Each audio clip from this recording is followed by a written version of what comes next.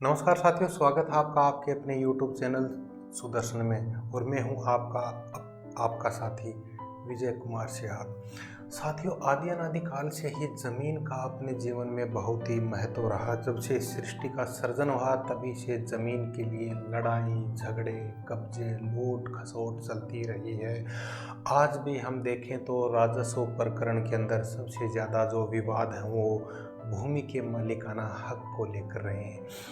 साथियों, आज हम एक ऐसे विषय पर बात करेंगे। हम ऐसे उस महापुरुष की बात करेंगे जिसने एक छोटे से ज़मीन के टुकड़े के लिए दुनिया का सबसे बड़ा भुगतान किया। आज के दिन जो प्रॉपर्टी डीलर्स हैं या जो भी ज़मीन का लेन देन करते हैं, वो लेन देन रुपयों में हो रहा है, यूरो में हो रहा है, डॉलर में हो रहा है, पाउंड में हो रहा है या और किसी अन्य विदेशी मुद्रा में हो रहा है। लेकिन ये कहानी तात्कालीन उस समय की है जब भारत के ऊपर मुगलों का आधिपत्य था। साथियों, उस समय एक ऐसा व्यक्ति हुआ हिंदुस्तान में जिसने एक छोटे से ज़मीन के टुकड़े के लिए बहुत बड़ी कीमत चुकाई, या यूं कहा जाए कि उस छोटे से टुकड़े के लिए बहुत अधिक दाम या पैसा चुकाया गया। तो क्या आप जानते हैं कि दुनिया की सबसे महंगी ज़मीन खरीदने वाला व्यक्ति कौन था, या वह ज़मीन कहाँ पर स्थित थी? तो साथियों, आज के वीडियो में हम इस बारे में जानकारी साझा करेंगे। आज तक किसी भी भूमि के छोटे से टुकड़े के लिए इतना अधिक दाम चुकाया गया था। वो स्थान हमारे भारतवर्ष में ही है, अखंड भारत में ही है। भारत का एक प्रांत है पंजाब, और पंजाब में एक छोटा सा कस्बा है सिरहिंद। और विश्व की इस सबसे महंगी ज़मीन को खरीदने वाले महान व्यक्ति का नाम है दीवान टोडरमल जी जाट। दीवान टोडरमल जाट अकबर के राजस्व मंत्री भी थे। उन्होंने राजस्व व्यवस्था को सुधारने के लिए काफ़ी प्रयास भी किया था। साथियों, गुरु गोविंद सिंह जी के दो छोटे साहिबजादे थे, जिनका एक का नाम था बाबा फतेह सिंह और दूसरों का नाम था जोरावर सिंह। उनकी शहादत की दास्तान आपने कहीं न कहीं मीडिया में, कहीं पुस्तकों में, कहीं समाचार पत्रों में अवश्य सुनी होगी। यहीं पर वो ज़मीन स्थित थी सिरहिंद के फतेहगढ़ साहिब में। मुगलों के तत्कालीन फौजदार वजीर खान ने दोनों साहिबजादों को जीवित ही दीवार में चिनवा दिया था। साथियों, दीवान टोडरमल जी जो कि इस क्षेत्र के एक धनी व्यक्ति थे और गुरु गोविंद सिंह जी एवं उनके परिवार के लिए सब कुछ कुर्बान करने को तैयार थे। उन्होंने वजीर खान से जो उस टाइम जो तत्कालीन उनके वजीर खान थे, उन साहिबजादों के पार्थिव शरीर की मांग की थी, और वह भूमि जहां वह शहीद हुए थे वहीं पर उनकी अंत्येष्टि करने की इच्छा जाहिर की। वजीर खान ने अपनी दुष्ट बुद्धि का इस्तेमाल किया, अपनी दुष्टता दिखाते हुए भूमि देने से इनकार कर दिया, और एक कही बात या कहें कि अनुचित मांग रख दी टोडरमल जी के सामने। वजीर खान ने मांग रखी कि इस भूमि पर सोने की मोहरें बिछाने पर जितनी मोहरें आएंगी वही इस भूमि का दाम होगा।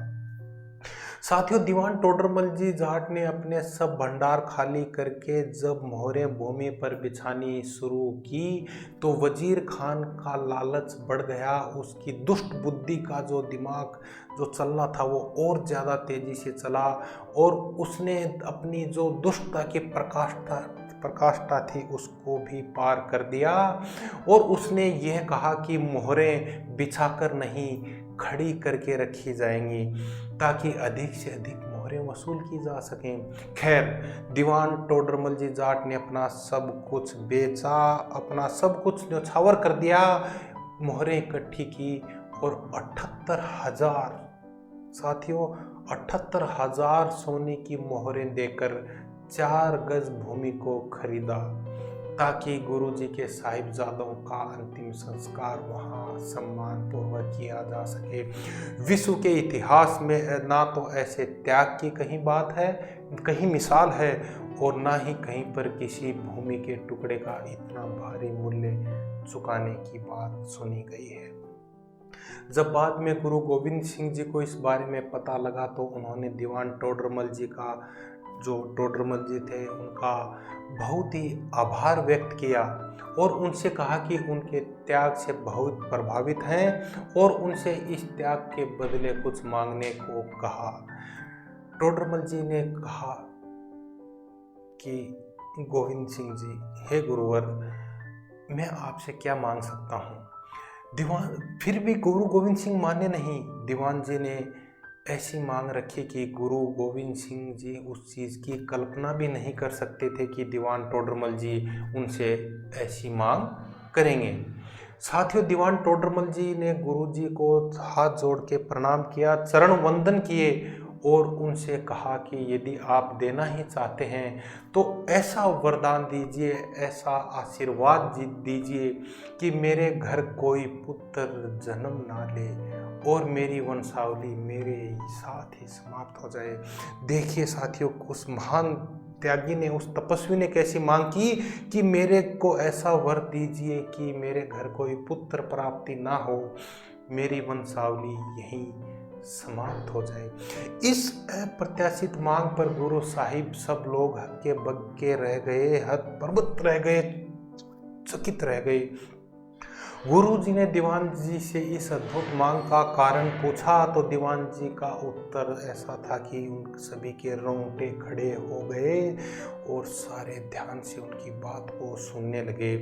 दीवान टोडरमल जी जाट ने उत्तर दिया कि गुरु जी, यह जो भूमि इतना महंगा दाम देकर खरीदी गई और आपके चरणों में न्यौछावर की गई थी, मैं नहीं चाहता कि कल को मेरी आने वाली नस्लों में से कोई ये कहे कि यह भूमि मेरे पुरखों ने खरीदी थी। इतना महान विचार जब उन्होंने गुरु गोविंद सिंह जी के सामने रखा तो वह नतमस्तक हो गए अपने इस भक्त को देखकर। यह थी निस्वार्थ त्याग भक्ति की एक ऐसी मिसाल जो आज की तक की सबसे बड़ी मिसाल है। आज तक किसी धार्मिक स्थल पर 4 ईंटें लगवाने पर भी लोग नाम की पट्टी लगा देते हैं। एक पंखा जब भेंट करते हैं किसी अनाथ आश्रम में, किसी धर्मशाला में, किसी विद्यालय में या किसी बस स्टैंड पे, तो लोग उस पे अपना नाम लिखवा देते हैं। हमारे पुरखे जो बलिदान देकर गए हैं वह अभूतपूर्व है, बहुमूल्य है, उसका कोई सानी नहीं है और इन्हीं बलिदानों के कारण ही हम लोगों का अस्तित्व आज भी बरकरार है। हमारी इतनी औकात नहीं कि हम इस बलिदान के 1000वें भाग का भी ऋण उतार सकें। तो साथियों, हमें ऐसी गौरवमयी परंपराओं को याद रखना चाहिए, अपने गौरवशाली इतिहास को याद कर रखना चाहिए, अपने उन बुजुर्गों का, उन अपने पूर्वजों का जो त्याग किया गया है, उन घटनाओं को, उन कहानियों को, उनके द्वारा किए गए उत्कृष्ट कार्यों का जो जिक्र है हमें अपने कुटुंब, परिवार, कबीले में करना चाहिए। साथियों, आज के वीडियो में हम इतनी जानकारी साझा करेंगे। दीवान टोडरमल जी जाट को समर्पित इस कथा के साथ ही ये वीडियो आज इतना ही। जय हिंद, जय मां भारती।